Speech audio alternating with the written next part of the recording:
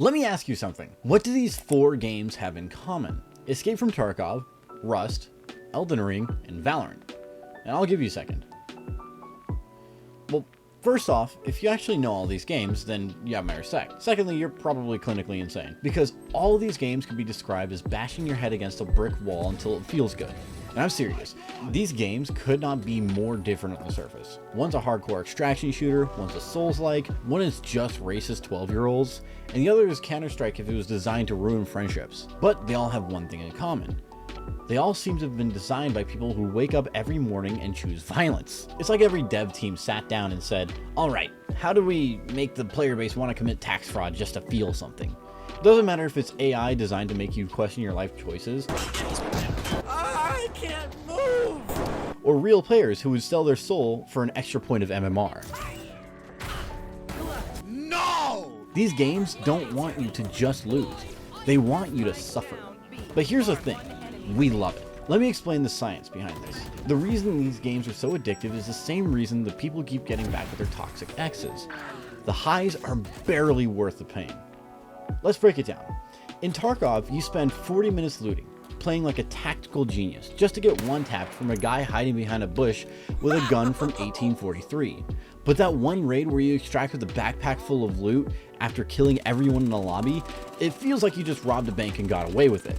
In Rust, you farm for hours, build a base, get some guns, only to wake up the next day and you find your base has been foundation wiped with some clan of racist 14-year-olds. But then when you're the one that's raiding, and when you have to wipe an entire squad and take everything that they own, that's a level of serotonin. This joke was removed because YouTube didn't like it. And in Elden Ring, every boss is an abusive relationship with a health bar. You die again and again, and every attempt gets worse, until you finally, on attempt 87, you land that final hit. And in that moment, you're the strongest person alive, until you walk into the next room and get drop kicked. And last, Valorant. This game is psychological warfare disguised as an FPS.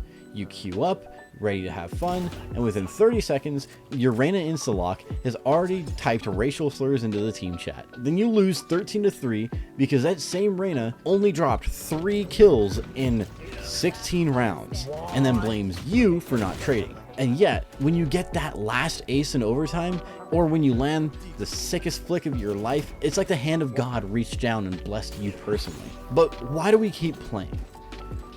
That's because these games are designed like an abusive casino.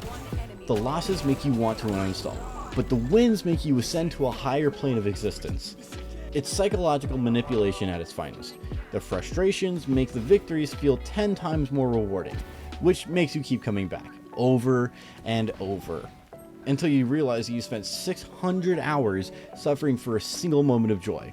And in my case, 3,800. And that's why we keep coming back. That's why we rage, break our keyboards, delete the game, and then re-download it 30 minutes later. Because deep down, we love the pain. Now, if you'll excuse me, I need to get to this boss finally.